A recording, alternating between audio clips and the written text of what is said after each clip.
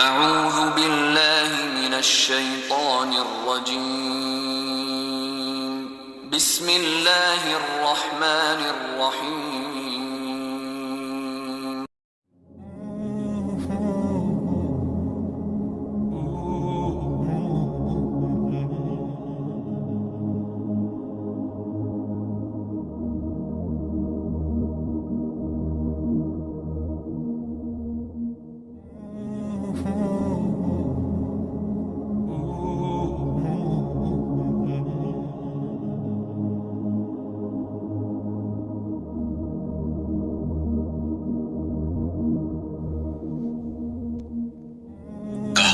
ابن بريدہ سے انہوں نے یحییٰ بن یعمر سے روایت کی، انہوں نے کہا کہ سب سے پہلا شخص جس نے بصرہ میں تقدیر سے انکار کی بات کی معبد جہنی تھا۔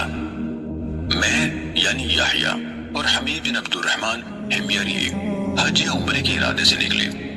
ہم نے آپس میں کہا کاش رسول اللہ صلی اللہ علیہ وسلم کے صحابہ میں سے کسی کے ساتھ ہماری ملاقات ہو جائے تو ہم ان سے تقدیر کے بارے میں ان آج کل کے لوگوں کی کہی ہوئی باتوں کے متعلق دریافت کر لیں۔ توفیق الہی سے ہمیں حضرت عبداللہ بن عمر بن خطاب رضی اللہ عنہما مسجد میں داخل ہوتے ہوئے مل گئے۔ میں اور میرے ساتھی نے ان کو درمیان میں لے لیا، ایک ان کی دائیں طرف تھا اور دوسرا ان کی بائیں طرف۔ مجھے اندازہ تھا کہ میرا ساتھی گفتگو کا معاملہ میرے سپرد کرے گا، چنانچہ میں نے عرض کی اے ابو عبد الرحمن، یہ عبداللہ بن عمر رضی اللہ عنہما کی کنیت ہے۔ واقع یہ ہے کہ ہماری طرف کچھ ایسے لوگ ظاہر ہوئے جو قرآن مجید پڑھتے ہیں اور علم حاصل کرتے ہیں، اور ان کے حالات بیان کیے۔ ان لوگوں کا خیال ہے کہ تقدیر کچھ نہیں، یعنی ہر کام نئے سرے سے ہو رہا ہے، یعنی پہلے سے اس بارے میں نہ کچھ طے ہے نہ اللہ کو اس کا علم ہے۔ ابن عمر رضی اللہ عنہما نے فرمایا جب تمہاری ان لوگوں سے ملاقات ہو تو انہیں بتا دینا کہ میں ان سے بری ہوں اور وہ مجھ سے بری ہے۔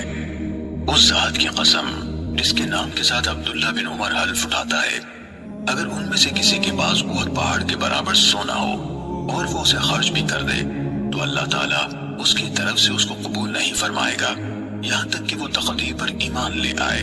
پھر کہا مجھے میرے والد عمر ابن خطاب رضی اللہ عنہ نے بتایا ایک دن ہم رسول اللہ صلی اللہ علیہ وآلہ وسلم کی خدمت میں حاضر تھے کہ اچانک ایک شخص ہمارے سامنے نمودار ہوا۔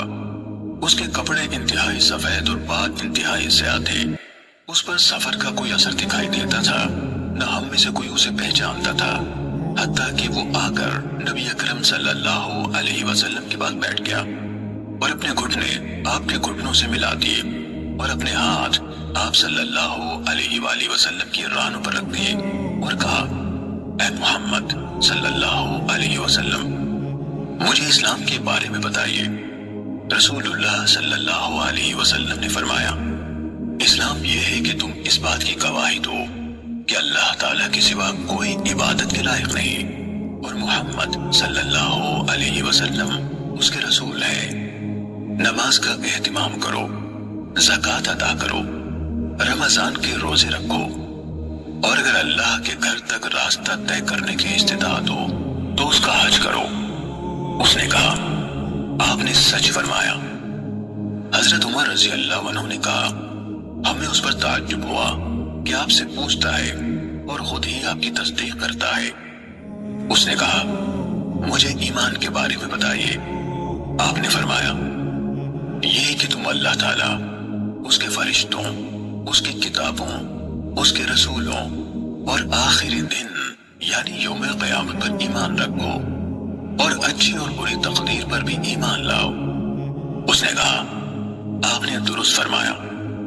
پھر اس نے کہا مجھے احسان کے بارے میں بتائیے۔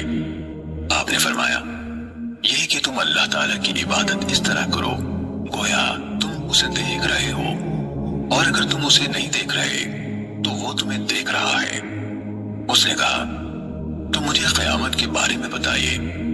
آپ نے فرمایا جس سے اس قیامت کے بارے میں سوال کیا جا رہا ہے وہ پوچھنے والے سے زیادہ نہیں جانتا۔ اس نے کہا تو مجھے اس کی علامات بتا دیجئے۔ آپ نے فرمایا علامات یہ ہے کہ لونڈی اپنی مالکہ کو جنم دے، اور یہ کہ تم ننگے پاؤں، ننگے بدن، محتاج، بکریاں چرانے والوں کو دیکھو کہ وہ اونچی سے اونچی عمارتیں بنانے میں ایک دوسرے کے ساتھ مقابلہ کر رہے ہیں۔ حضرت عمر رضی اللہ عنہ نے کہا، پھر وہ سائل چلا گیا۔ میں کچھ دیر اسی عالم میں رہا، پھر آپ صلی اللہ علیہ وآلہ وسلم نے مجھ سے کہا، اے عمر، تمہیں معلوم ہے کہ پوچھنے والا کون تھا؟ میں نے عرض کی، اللہ اور اس کا رسول زیادہ آگاہ ہے۔ آپ صلی اللہ علیہ وآلہ وسلم نے فرمایا، وہ جبرائیل تھے، تمہارے پاس آئے تھے، تمہیں تمہارا دین سکھا رہے تھے۔